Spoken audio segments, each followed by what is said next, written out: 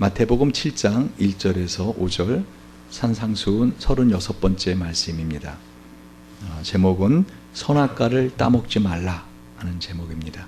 좀 생뚱맞은 제목이죠. 그런데 이 말씀이 오늘 본문에 적합한 제목일 것 같아서 이 제목을 정합니다. 같이 한 절씩 교독합니다. 비판을 받지 아니하려거든 비판하지 말라. 너에게 비판하는 그 비판으로 너희가 비판을 받을 것이요 너희의 헤아리는 그 헤아림으로 너희가 헤아림을 받을 것이니라. 어찌하여 형제의 눈 속에 있는 티는 보고 네 눈 속에 있는 들보는 깨닫지 못하느냐. 보라, 내 눈 속에 들보가 있는데 어찌 형제에게 말하기를 나로 내 눈 속에 있는 티를 빼게 하라 하겠느냐. 같이 외식하는 자여 먼저 내 눈 속에서 들보를 빼어라. 그 후에야 밝히 보고 형제의 눈 속에서 티를 빼리라. 아멘. 우리 예수님이 되게 유머를 하실 때가 있으세요. 오늘 이 본문의 말씀이 아주 엄청나게 시니컬한 말씀인데 근데 이게 아주 유머러스한 말씀이기도 해요. 생각을 해보세요. 여러분, 그 눈에 들보를 박을 수가 있나요? 들보라고 하는 것은 석갈에 이렇게 그 집을 받치고 있는, 지붕을 받치고 있는 커다란 기둥인데 어떻게 그 기둥이 눈에 들어가 있어요?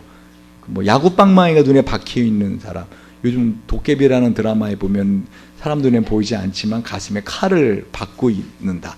근데 만약에 모든 사람들이 눈에 야구방망이 박고 다닌다 생각해 보세요. 그 얼마나 뭐 말도 안 되는.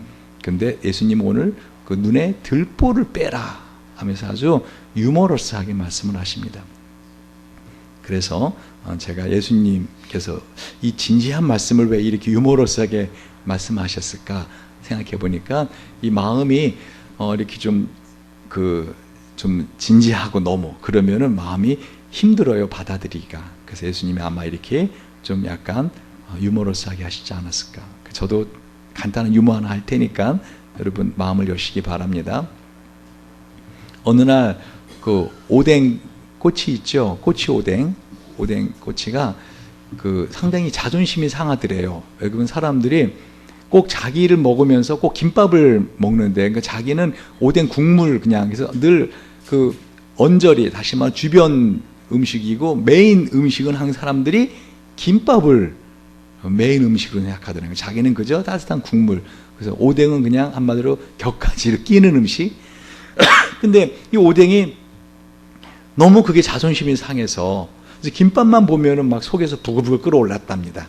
근데 저 자식만 없으면 사람들이 나만을 주목할 텐데, 그냥 오뎅만을 찾을 텐데, 꼭 김밥 먹고 오뎅은 그냥 사이드로, 그냥 곁다리 끼는 음식으로. 근데 이렇게 사느니 나 정말 살고 싶지 않아. 그래서 어느 날 밤에 이 꼬치 오뎅이 결심을 했답니다. 김밥을 죽이기로. 그래서는 그 꼬치 끝을 날카롭게 이제 탁 갈고서는 그 밤에 그 이제 오뎅 그 그릇에 나와가지고, 그래갖고는 어떻게 해요? 김밥이 늘 옆에 있잖아요. 그래서 근데 그날 밤이니까 꼼꼼하지만 시커먼 놈이잖아요. 그놈 김밥이. 그러니까 그 시커먼 놈을 찾아서 막 사정없이 찔러댔답니다.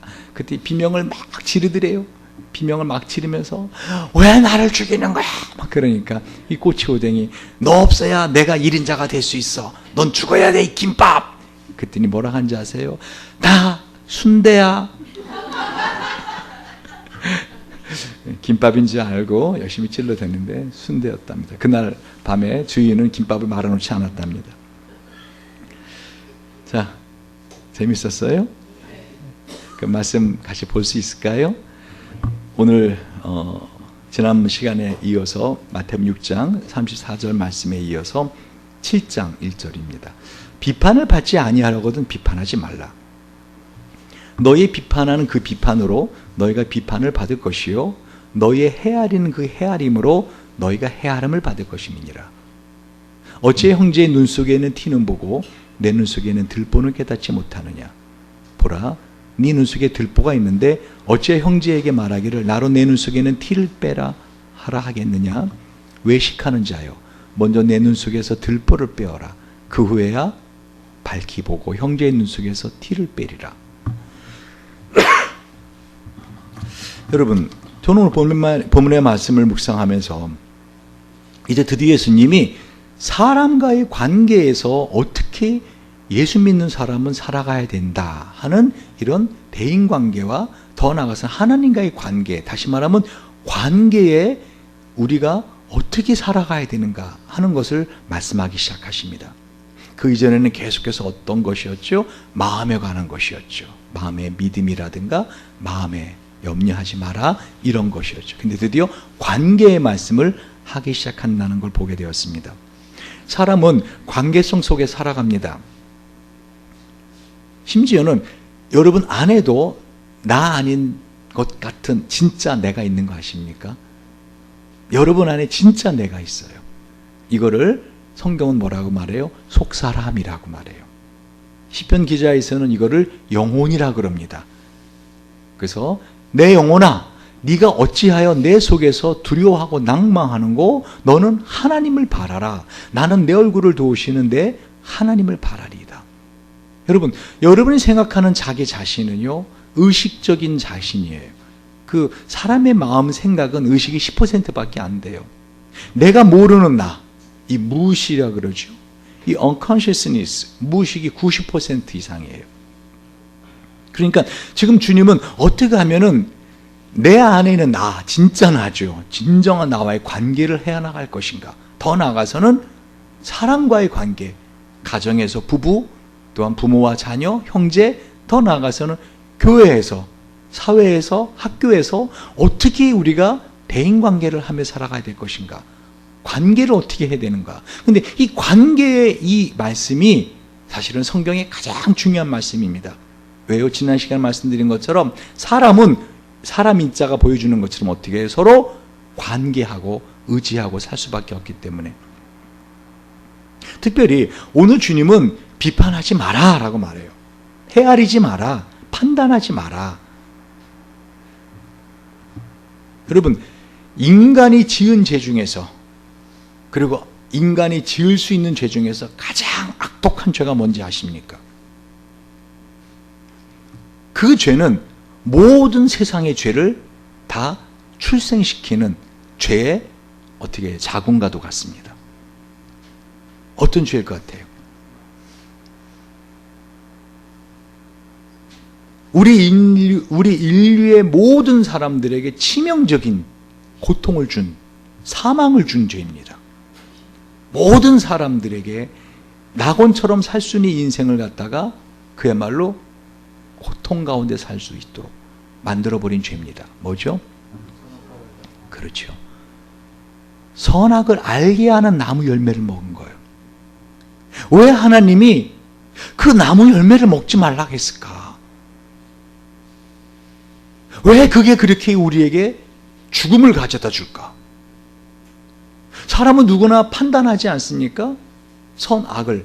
저건 잘못된 거야. 저거는 저러면 안 되지. 여러분, 오늘 자고 나서 아침에 이 시간까지도 수없이 많은 판단을 하며 오지 않으셨어요? 운전을 하시다가도 이렇게 막 껴들고 그러면은 저 사람은 저러면 안 되지. 이 브라질 사람들은 그 운전하거나 그러니까 대인관계에 있어서 참 너는 몹쓸 사람이다. 너는 상대 못할 사람이다. 그걸 어떻게 표현하는지 아세요? 이렇게 표현합니다. 이게 뭐야? 이거는 너는 인간도 아니야. 너하고는 말도 하기 싫어. 여러분 혹시 대화하다가 이러면 어떻게 해요? 다시 말하면 하나님께서는 왜 선악을 알게 하는 나무 열매를 따먹지 말라 했는가? 이유가 뭔가? 그것은요, 우리를 사랑하기 때문입니다. 우리 마음속에 나 자신에 대해서도 나는 왜 이렇지? 나는 왜 이래? 나는 왜 이렇게밖에 못 살아? 나 왜 그렇게 말했지? 내가 왜 그런 생각을 했지? 내가 왜 그런 행동을 했지? 그건 잘못된 거야 라고 하는 선악에 대한 생각이 딱 들어오잖아요. 그럼 내 영혼은 죽습니다. 여러분, 놀라운 사실은요, 하나님이 아담의 갈비뼈에서 하와를 만들어줬는데 처음에 아담이 뭐라고 했지요? 하와를 보고 이는 내 뼈 중에 뼈요 살 중에 살이라 했어요. 그 말이 뭐예요? 당신이 내 갈비뼈에서 나왔지만 내 몸에 있는 모든 뼈 중에서 당신이 가장 뛰어난 뼈로 만든 사람이요, 내 몸의 모든 살 중에서 당신이 가장 부드러운 살로 만든 존재입니다. 한마디로 당신이 나보다 훨씬 나은 존재입니다. 왜 뼈 중에 뼈라고 한지 아세요? 내가 만약 가진 강한 것 중에서 내가 가진 강한 것 중에서 아무리 강한 것도 당신의 강한 것을 이길 수 없습니다.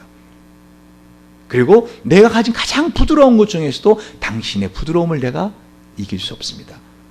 그러니까 남자와 여자는 그러니까 어떤 존재예요? 누가 더 그 만들어진 피조물의 어떤 등급을 볼 때 누가 더 프리미엄 우수한 등급입니까? 남자입니까? 여자입니까? 여자입니다.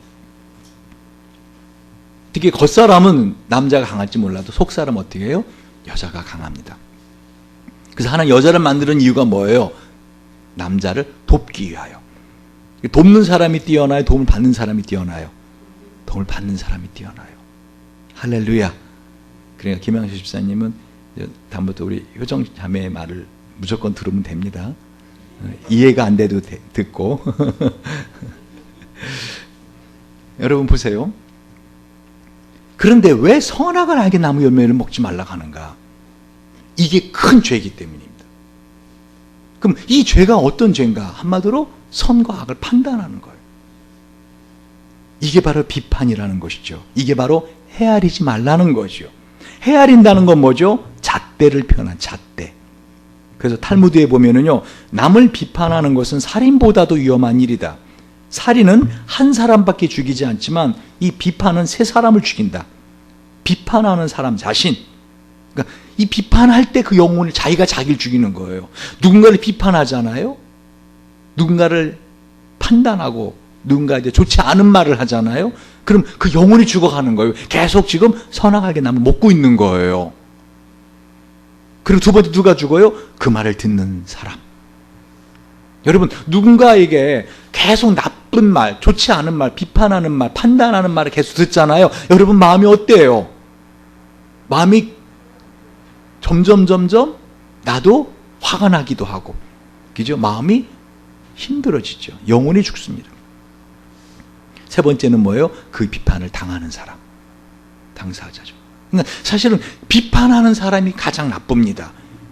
그러나 그 비판을 들어주는 사람도 하는 사람만큼 나쁜 것입니다. 왜요? 비판을 하는 사람이 들어주는 사람이 없다면 할까 안 할까요? 안 하죠. 왜? 미친 사람이에요. 혼자 모르고 뭐 하는 거예요? 혼자 말할 수 있겠지. 에이 나쁜 놈, 에이 하면서 말할 수 있겠죠. 그러나 받아준단 말입니다. 아, 그랬어? 맞아, 그렇지? 목사님이 왜 그러냐? 요즘 보니까 머리카락 더 빠지는 것 같아. 눈썹은 왜 이렇게 또 짙어, 짙기를. 아우, 그냥 하면서 이제 시작하면 어떻게 해요? 다 꼴보기 싫은 거예요. 다시 말하면, 받아주는 사람. 너 하는 사람만큼이나 악한 거라는 거예요. 그러니까 탈무드에서 이렇게 비판을 하면 세 사람이 죽는다. 여러분, 우리가 알아야 할 것은요, 우리가 되게 다른 사람 비판을 평가할 때 자기 기준이 있다는 것입니다. 맞지요? 자기가 기준이 있는 거예요. 저렇게 하는 것은 잘못된 거야. 그죠? 적어도 자식이라면 하고, 그죠? 적어도 동생이라면, 형이라면, 언니라면 하고 뭔가 판단이 있잖아요. 적어도 교회에서는 판단이 있잖아요. 그 판단의 기준이 보통은 자기 자신이 판단이 된다는 거죠. 기준이 된다는 것입니다.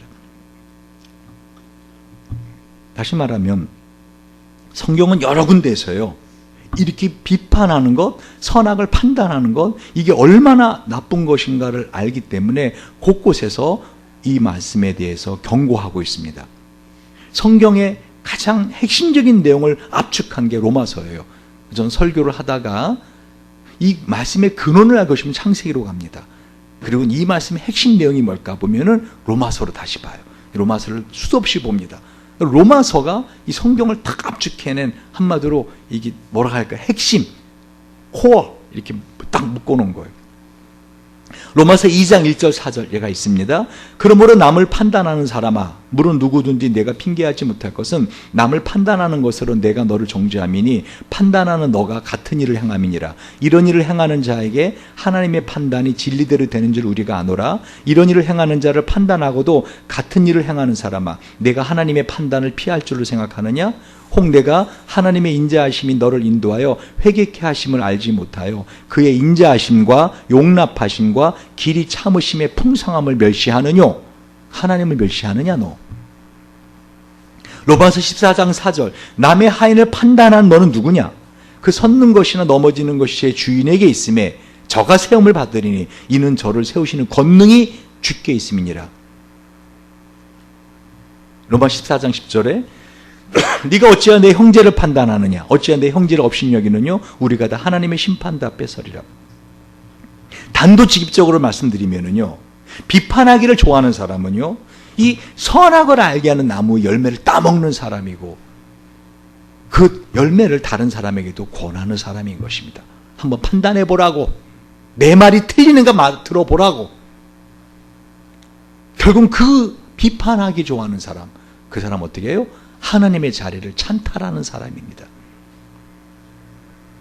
하나님께서 하실 것이라고 하는, 제가 참 좋아하는 게 뭐라 하겠어요?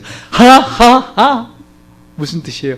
하나님이 하셨고 하나님이 하시고 계시며 하나님이 하실 것입니다. 다른 사람을 비판하는 사람은요, 그 이전에 이미 마음속에서 그 사람을 판단한 거예요. 자기 자신도 마찬가지예요. 나는 왜 이러지? 하는 그 판단의 기준이 이미 서 있는 거죠. 근데 참 사람을 힘들게 하는 것은요, 그 판단의 기준이 다른 사람일 때 자기가 아닐 더 힘듭니다. 예를 들면 아버지라면 이러지 않았을 거야. 형이라면 이러지 않았을 거야. 언니라면 이러지 않았을 거야. 나는 형이 돼갖고 언니가 내 동생은 이러지 않았을 것인데 하는 어떤 다른 사람, 자기가 도저히 같아질 수 없는 다른 사람을 하나의 판단 기준으로 두고 그것으로 자기 자신을 판단하고 비판할 때 자기는 심한 열등감에 들어가게 됩니다. 우울증에 빠집니다. 이같이 다른 사람에 대해 업신여기고 판단하고 비판하는 죄를 한 번 범하는 것이 얼마나 무서운 것인가 하는 것을 이번 주 큐티에서 제가 발견했습니다. 여러분, 이번 주 큐티 창세기 하고 계시죠? 창세기 10장에 보면은 노아가 포도주에 취해서 하체를 드러낸 채로 잠을 자잖아요. 근데 그거를 그 아들 함이 보고 나가서는 그 형제들에게 그를 말을 하죠. 어떻게 말했을까요? 보나마나 판단하는 마음으로 말했겠죠. 비판하는 마음으로. 그렇죠? 아버지 하체를 봤단 말입니다. 그러면 볼 수 있잖아요. 본 것 자체가 죄는 아니에요. 볼 수 있잖아요. 우리는 방문을 딱 열었는데 아버지가 술이 취해서 그렇게 하체에 드러나요. 우리가 볼 때는 그럼 술 취한 노아가 죄 아니냐? 근데 성경은 그렇게 말하지 않아요. 오히려 노아가 이 함을 저주합니다. 너는 영원히 어떻게 해요? 이 셈, 야벳의 종이 될 것이다. 저주를 합니다. 근데 제가 깜짝 놀란 것이 이 저주의 한마디 말이 결국은 이 함의 가문에 영원한 저주가 흐르게 만들어 버리더라는 거죠. 그러니까 함은 그 아버지 하체를 보고 그냥 입을 다물었으면 좋았을 거를 그걸 판단하고 어떻게 술이 취해서도 그렇게 옷을 벗고 주무셔 하면서 막 비판하는 말을 했단 말입니다.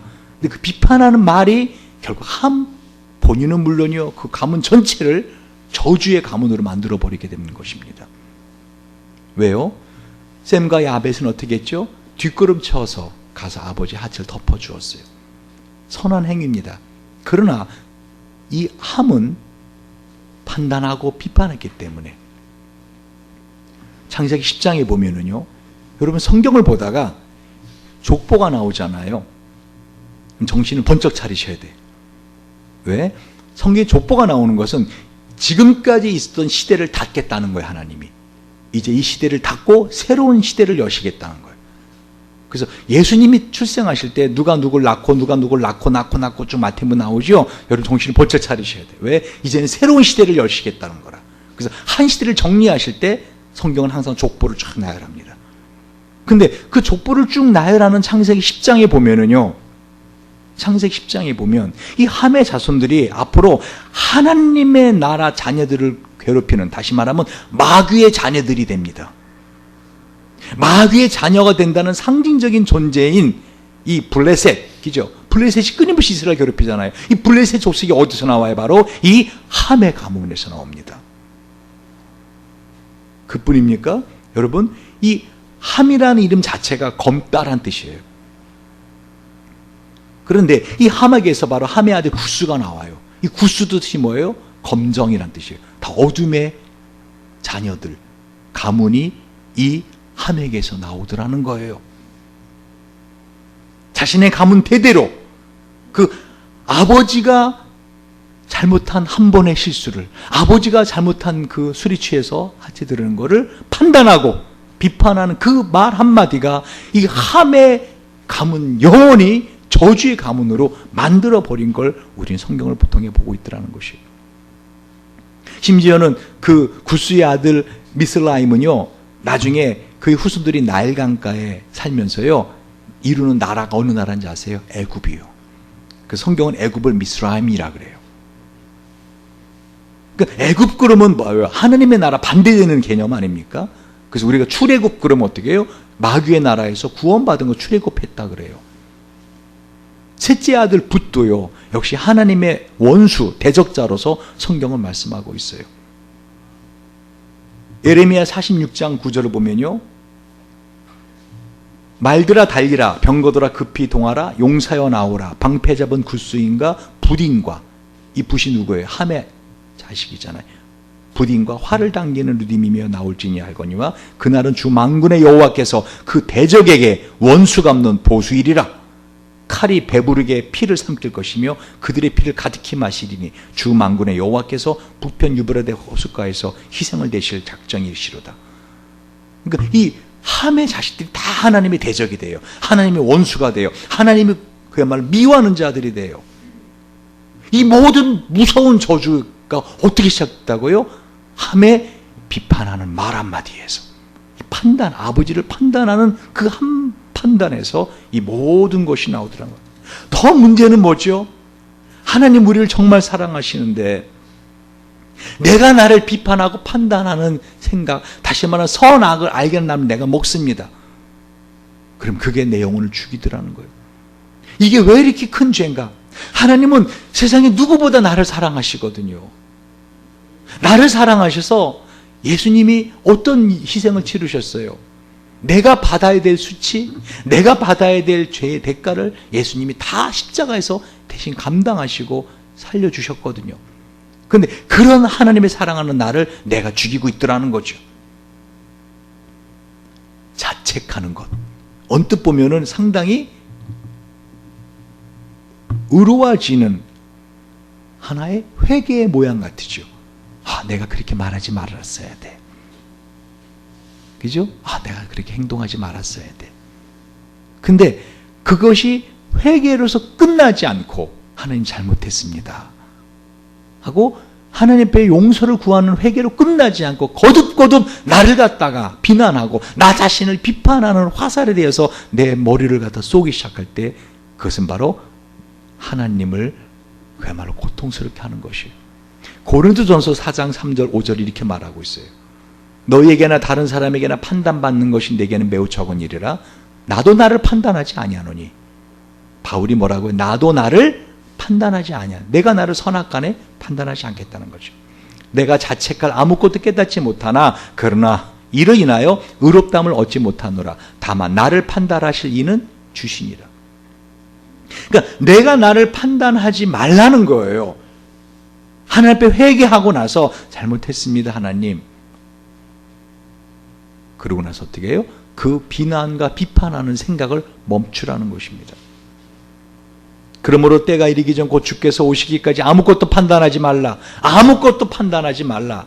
그가 어둠에 감춘 것들을 드러내고 마음과 뜻을 나타내시리니 그때 각 사람에게 하나님께로부터 칭찬이 있으리라. 오늘 성경은 뭐라고 말씀하고 있어요? 예수님이 비판하지 마라. 비판받지 아니하라고는 비판하지 마라. 여러분, 그러니까 비판하길 좋아하는 사람 옆에 있는 사람 어떻게 해요? 영혼이 계속 죽어가는 거예요. 너희 비판하는 그 비판으로 너희가 비판을 받을 것이요 너희의 헤아리는 그 헤아림으로 너희가 헤아림을 받을 것입니다. 어째 형제의 눈 속에 있는 티를 보고 내 눈 속에 있는 들보는 깨닫지 못하느냐. 보라 내 눈 속에 들보가 있는데 어째 형제에게 말하기를 나로 내 눈 속에는 티를 빼게 하라 하겠느냐. 외식하는 자여 먼저 내 눈 속에 들보를 빼어라. 그 후에야 밝히 보고 형제의 눈 속에 티를 빼리라. 제가 전에 이걸 가지고 설교한 적이 있습니다. 기억나십니까? 한마디로 누군가가 내 마음에 내 눈에 거슬리는 말과 행동을 한단 말입니다. 근데 그게 그 사람과 같은 것이 내 안에 있기 때문에. 다시 말하면 모든 사람은 다 들보를 갖고 있어요. 근데 그 들보가 예를 들면 잣나무 들보를 가진 사람은 잣나무 티끌이 보여요. 내 안에 소나무 들보를 갖고 있는 사람은 잣나무 티끌이 있는 사람이 안 보여요. 그러니까 A, B, C라는 사람이 있을 때 설명드렸잖아요. A는 C만 만나면 A, C는 A만 만나면 C 그럽니다. 근데 B는 둘 다 괜찮은 친구야. 너희들 왜 이렇게 서로 싫어하니? 그랬더니 A가 뭐라 그래? 야, B, 너 C랑 친해? 오늘부터 친구하지 마. C, 야, 너 B, A랑 친해? 아, 나 너랑 안 만나. 이렇게 나오더라는 거예요. 왜요? B가 갖고 있는 들보는 A나 C가 갖고 있는 들보랑 다른 종류예요. 완벽한 사람은 없어요. 그래, 안 그래요? 다시 말하면 여러분 누군가가 정말 그런 사람 있죠. 그 사람만 보면은 막 작년에 먹은 떡국이 거꾸로 올라오는 사람 막 그냥 나 정말 저 인간은 왜 우리 교회 다니는지 모르겠어 하면서 저 인간이 왜 우리 회사 다니지? 어떻게 하나님 저런 사람하고 같은 집에 살라고 하셨어요? 이게 참 고통스러워요. 그게 가족이면 진짜 그때는 지옥이에요, 지옥. 어떻게 저런 인간하고 같이 살라고 한 공간에 저를 두셨어요? 그죠? 근데 그거 아세요? 참 감사하게요. 하나님 보통 부부를 만나는 거 보면은요, 정반대의 사람을 만나요. 그나마 살게 하는 거예요. 그나마 똑같은 사람이 살아보세요. 진짜 더 힘들어. 그런데 왜요? 내 안에는 들보가 상대방의 티끌을 보이게 해요. 제가 전에 그 예화 다 들어서 설명했으니까 이것도 설교 안 합니다. 이게 무슨 말인지 이게 투사다 하고 설명을 드렸어요. 그러니까 누군가가 내 마음을 힘들게 하고 그 사람 눈에 거슬리잖아요. 그러면 그 사람을 판단하고 비판하기 전에 혹시 내 안에 나도 그 사람과 같은 모습을 갖고 있는 내가 없는가 하고 자기를 먼저 헤아리라는 거예요. 자기를 헤아리라는 거예요. 상대방을 헤아리기 전에. 여러분 들보가 눈에 있으면 아무것도 안 보이는 거 아세요? 가려가지고. 그래 안 그래요? 한마디로 내 안에 들보가 상대방을 보지 못하게 하는 거예요. 모든 사람은 장점과 단점이 있습니다. 근데 오늘 주님께서는 이 비판하는 것, 헤아리는 것, 상대방의 눈에 가시가 있는 걸 뽑아주고 싶은 것, 여러분 얼마나 좋은 일이에요. 여러분 눈에 티끌이 들어가 있죠. 가시가 들어가죠. 그럼 뽑아줄 때 가장 쉽게 뽑는 방법 뭐죠? 누군가가 혀로 이렇게 눈알을 핥아주는 거예요. 그게 제일 쉽게 눈에 티끌을 뽑아내는 방법이에요. 그래 안 그래요? 그게 제일 쉬운 방법이에요. 그렇게 해주겠다는 거야. 근데 문제는 주님은 그렇게 선한 마음으로 해주겠다는 마음이 아니라는 거예요. 상대방의 눈에 티끌이 보이더라는 거예요. 아니 지 눈에 티끌이 아니에요. 잘 들어보세요. 상대방의 눈에 티끌이 보이더라는 거예요. 그러니까 언뜻 생각하면은 그 사람을 위한 것 같은 비판이에요. 얼마나 힘들을까 저 사람은. 내가 도와주겠다는데. 그런데 그 티끌을 뭐로 뽑겠다는 거예요? 벤치를 뽑겠다는 거죠. 그 티끌 뽑으면서 누나도 뽑을 수 있는 누나도 뽑아주겠다는 거죠. 뭐 미워하는 마음이 있는 거예요. 주님은 그걸 말씀하시는 거예요. 상대방의 눈에 티끌, 저 사람 왜 저래? 왜 저런 말을 해? 왜 저렇게 행동해? 하는데 사실은 그렇게 판단하기 이전에 이미 내 마음에 그 사람의 눈을 벤치로 뽑아내고 싶은, 누나를 벤치로 뽑아내고 싶은 미워하는 마음이 있는 거예요. 하나님 주님이 그걸 판단하시는, 그거를 판단한다, 비판하지 말라는 거예요. 근데 겉으로는 뭐라고 말해요? 겉으로는 내가 너를 위하는 거야. 눈에 티끌이 있으면 얼마나 아파. 그게 바로 외식하는 자죠. 사람들이 보기에는 그 비판을 하고 판단하는 자기를 어떻게 해요? 좋게 보기를 원합니다. 그렇게 비판하고 판단하는 자기가 맞아, 당신 말이 맞아 하고 나를 좋게 보이기를 원합니다. 근데 사실 그 속에는 어떤 마음이 있는 거예요? 내가 비판하는 대상을 사랑하는 마음이 아니라 미워하는 마음이 있더라는 거죠. 그러니까 어떤 자의 그런 자가 바로 외식하는 자죠. 속과 겉이 다른 거죠. 그래서는 이 A.B. 브루스라는 목사님이 비판하기 좋아하는 것은 다른 사람들을 헐뜯음으로 말미암아 자신을 높이는 바리새인의 악행이며 도덕적인 우월성을 얻는 매우 쉬운 방법입니다. 누군가를 비판하고 판단하고 할 때 사실은 그 말을 하는 자기를 사람들은 어떻게 해요? 적어도 이 사람은 그런 사람 아니구나. 이 사람은 정말 좋은 사람이구나 하는 생각을 갖게 하는 아주 쉬운 방법인데 그게 누가 쓰는 방법이라고요? 바리새인들. 누가복음 18장 9절에 보면은요. 자기를 의롭다고 믿고 다른 사람을 멸시하는 자들이 바리새인이다 라고 성경은 명시하고 있어요. 주님이 가장 싫어하는 사람들, 주님이 가장 혐오하는 사람들, 바로 외식하는 사람들이죠. 바리새인들입니다. 마틴 로이드 존스 목사님이 이런 말씀하셨어요. 여러분 속에 있는 판단과 혹평과 비판의 영은 다른 사람의 눈에 있는 미세한 티와 대조해 볼 때 실제로 들보와 같습니다. 그러니까 누군가를 판단하고 비판하는 이미 그게 다른 사람이 갖고 있는 잘못에 비교하면 그 사람이 잘못을 갖고 있는 그건 티끌이고 당신이 지금 비판하는 그 비판의 죄가 어떻다는 거예요? 들보라는 거예요. 주님은 사실상 이렇게 말씀하시고 계십니다. 너희의 판단하는 영보다 더 무서운 형태의 죄는 없다는 것을 알아라. 그것은 들보와 같다.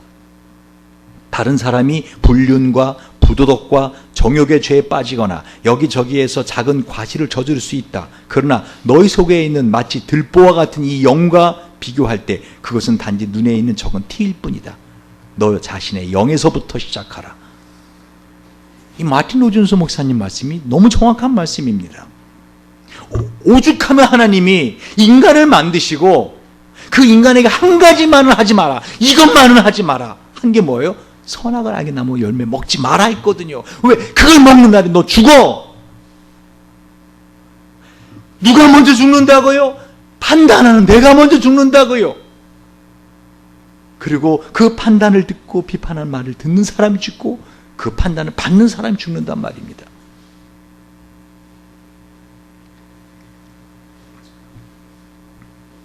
외식하는 자의 특징입니다. 그래서 주님은 먼저 내 눈 속에 들보를 빼어야만 밝히 보아서 상대방 눈에 티끌을 뽑아줄 수 있는 것이다. 내가 누군가가 마음이 걸리고 눈에 거슬리잖아요. 내 생각에 판단이 있잖아요. 딱 비판하는 마음이 생기잖아요. 그럼 그 사람을 비판하기 전에 누구를 먼저 봐야 돼요? 나를 봐야 되는 거죠. 외식이라는 것은 스스로 속이고 남을 속이는 사람이에요. 외식하는 사람은. 이게 위선자라 그러죠. 지금 예수님의 말씀은 대인관계에 있어서 아주 중요한 부분인데요. 이 영어 성경을 보니까 find fault with other people. find fault. 다른 사람의 잘못을 찾아내는 거죠. 이거 누가 하는 짓이죠? 마귀가 하는 거예요. 마귀는 그 직업이 뭐예요? 사람들에게서 잘못한 걸 찾아내서 그걸 송사하는 자예요. 송사가 뭔데요? 그것을 죄로 되게 만드는 자예요. 우리 마음에 죄로 되게 만드는. 그러니까 여러분의 마음속에 자기 자신에 대한 판단이 자꾸 되고 자기 비판, 내가 그렇게 말하면 안 됐어. 내가 그렇게 행동하면 안 됐어. 이게 계속되잖아요. 지금 누가 작업을 하고 있는 거예요? 내 마음속에서 마귀가 작업을 하고 있는 거예요. 여러분 그걸 내 생각인 줄 알고 그걸 계속 품고 있는 거죠. 나를 계속 칼로 찌르는 거죠. 내 생각. 더 나아가서 다른 사람 저러면 안 되지. 저렇게 말하고 저렇게 행동하면 안 되지. 라고 하는 것은 그 사람의 영혼을 해치는 것입니다. 근데 이미 그러기 시작하는 자기는 자기 영혼을 이미 해치고 있더라는 거죠. 그래서 그런 사람들을 바리새인 같다. 누군가를 비판하고 판단할 마음이 있으면 이미 그 마음에 뭐가 생긴 거라고요? 그를 미워하는 마음이 있는 것이라고 했습니다. 요한일서 2장 11절에 그 형제를 미워하는 자는 어둠에 있고 또 어둠에 행하며 갈 곳을 알지 못하나니 이는 그 어둠이 그의 눈을 멀게 하였습니다. 그래서 제가 참 존경하는 캠벨 모간 목사님, 제가 처음에 영국에 유학 가기 전에 이 캠벨 모간 목사님 설교를 연구하고 싶어서 제가 영국을 처음에 갔다가 주제 방향을 바꿨는데, 들보는 남의 눈에서 티를 찾아내고자 하는 마음의 심보. 그러니까 아예 이 성향을 가진 사람은 긍정적이고 그 사람의 좋은 장점을, 사람의 장점을 보는 사람이 아니라 늘 모든 상황 가운데 부정적이고 비판할 걸 찾는 사람이에요. 정말 이런 사람 옆에 있으면요, 영혼이 죽어갑니다. 영혼이 죽어가요. 예를 들면은 제가 부부 상담을 하다 보면은요, 그런 남편이 있어요. 뭐 정치에 대해서부터 시작해가지고 회사 사람들에 대해서 끊임없이 비판. 그 부인이 뭐라고 말만 하면 너도 똑같아 하면서 막 소리 지르고 그 부인이 하는 말, 정말 돈 못 벌어도 좋고, 정말 제발 좀 그 누군가를 좀 비판하는 말 그만 듣고 싶다고. 그러다 보니까 자기도 끊임없이 남을 비판하는 사람을 변해가더라는 거예요. 여러분, 남자들이 가장 사랑스러운 여인은 어떤 여인인지 아십니까? 작은 걸 해줘도 그것을 감사하는 여인이에요. 피라야, 그래 안 그래? 오늘 왜 안 좋냐? 한 명도 졸질 않네. 너가 졸길 기대하고 지금 계속 그랬더니. 남자가 가장 행복할 때 뭐예요? 작은 걸 했을 때 고마워하고 기뻐하고 감격하고. 그럼 반대는 뭐죠? 뭘 해줘도 비판하고 불평하고 불만하면 뭐예요? 왜 남자가 그걸 힘들어하는지 알아요? 그 여성의 모든 비판과 불평하는 거를 다 나의 무능함으로 보거든요. 남자는 사랑하는 여인을 위해서 뭔가를 해주고 싶어하는 마음이 있거든요. 근데 그거를 갖다가 상황에서 비판하면 어떻게 해요? 판단하면 남자는 다 자기의 무능함으로 들려요. 그러니까 고통스러워하는 겁니다. 설교를 듣고도 변하지 않는 것은 둘 중에 하나죠. 하나는 뭐죠? 그 영혼이 죽은 사람이거나 아예 죽어버린 영혼이거나, 두 번째 뭐죠? 자기를 속이는 자죠. 말씀을 정리합니다. 오늘 주님은 대인관계에서 가장 중요한 비판하지 마라, 판단하지 마라. 저는 사람이 살면서 어떻게 판단 안 하고 사나? 사람이 살면서 어떻게 비판하지 않고 사나? 오늘 주님은 그게 아니에요. 다음 주에 여러분 설교 보면 알겠지만, 금방 우리가 이거 뭐야? 거룩한 것을 개에게 주지 말며 너희 진주를 돼지 앞에 던지지 말라. 저희가 그것을 발로 밟고 돌이켜 너희를 찢어 상할까 염려하라. 지금 벌써 예수님은 이 개나 돼지 같은 인간이 있다는 거예요. 딱 판단하셨잖아요. 비판하셨잖아요, 예수님이. 그럼 뭐야? 우리 보고 그러면 하지 말라는 거야?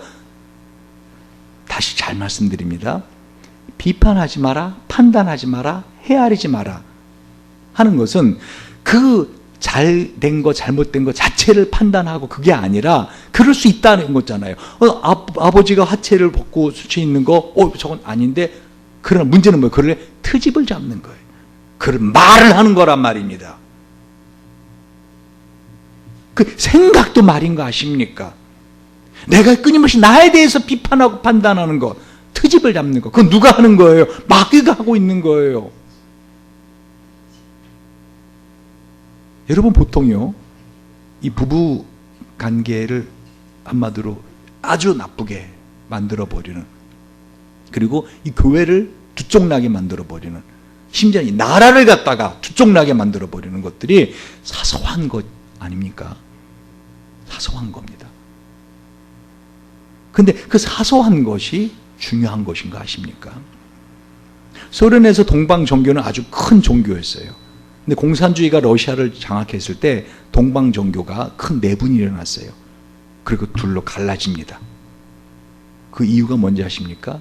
예배당에 켜놓는 촛대의 길이가 15cm여야 되느냐 20cm여야 되느냐, 그것 때문에 이 동방정출로 쫙 갈라져 버려요. 보통 자기 의가 강한 사람들이 완고합니다. 그래서 상대방을 끊임없이 비판하길 좋아합니다. 보통 그런 사람들 어떻게 해요? 자기 의가 강한 사람들이에요. 하나님이 제일 싫어하는 교만한 사람들이죠. 근데 더 놀라운 건요, 그 자의가 강한 사람, 교만한 사람, 그 사람들 상담을 해보잖아요. 심각한 열등감에 빠져 있는 거 아십니까? 왜요? 그 헤아림을 자기 자신에게도 하거든요. 내가 왜 그런 말을 했을까? 내가 왜 그런 생각을 했을까? 내가 왜 그런 행동을 했을까? 끊임없이. 그러니까 그렇게 비판하는 사람, 판단하는 사람은 다른 사람뿐만 아니라 첫 번째 누굴 죽이고 있는 거예요? 자기를 죽이는 거죠. 선악을 알게 나무를 먹는 순간 자기가 죽습니다. 그럼 어떻게 해야 된단 말입니까? 감사하십시오.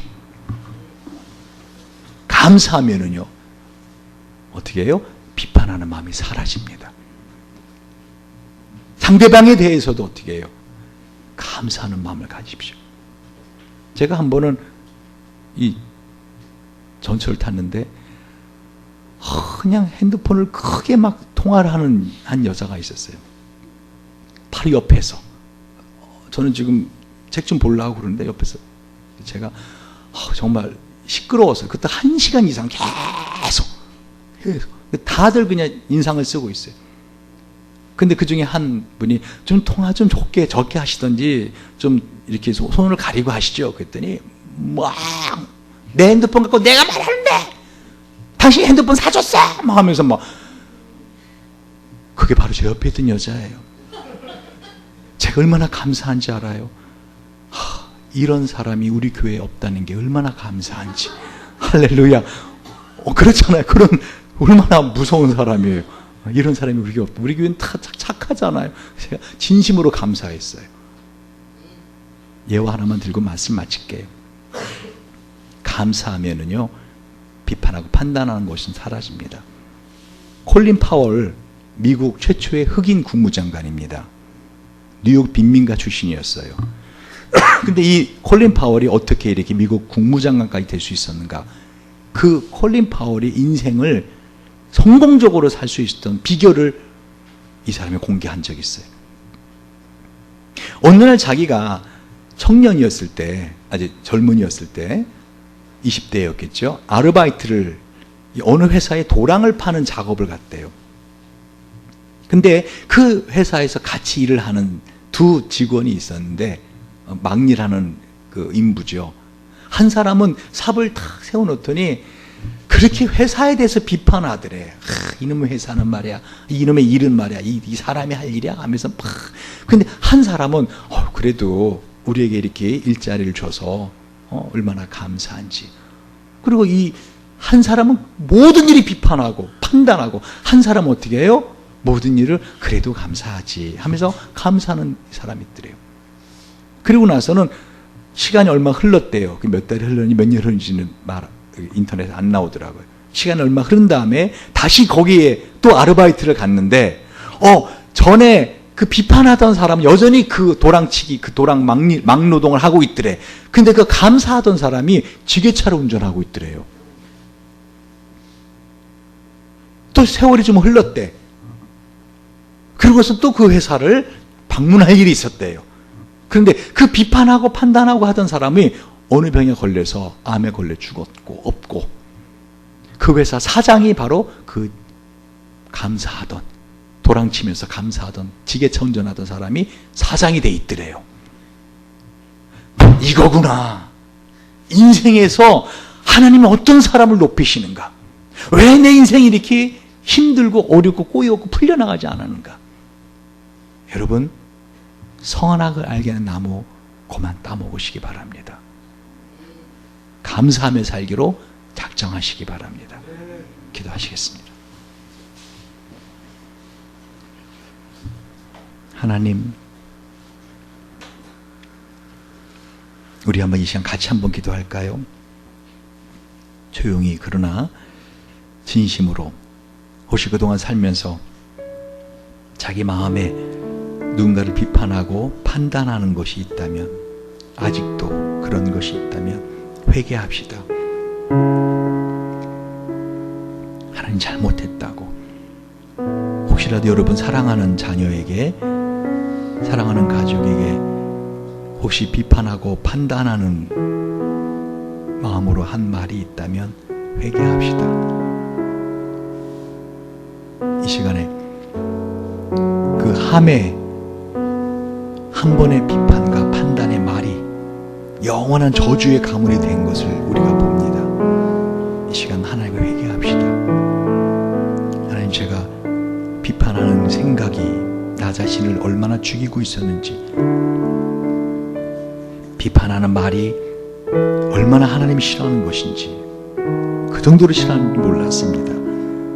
오늘 이 시간 이후로 부정적인 말, 비판하는 말, 판단하는 말 멈추겠습니다. 오히려 감사하는 말 하겠습니다.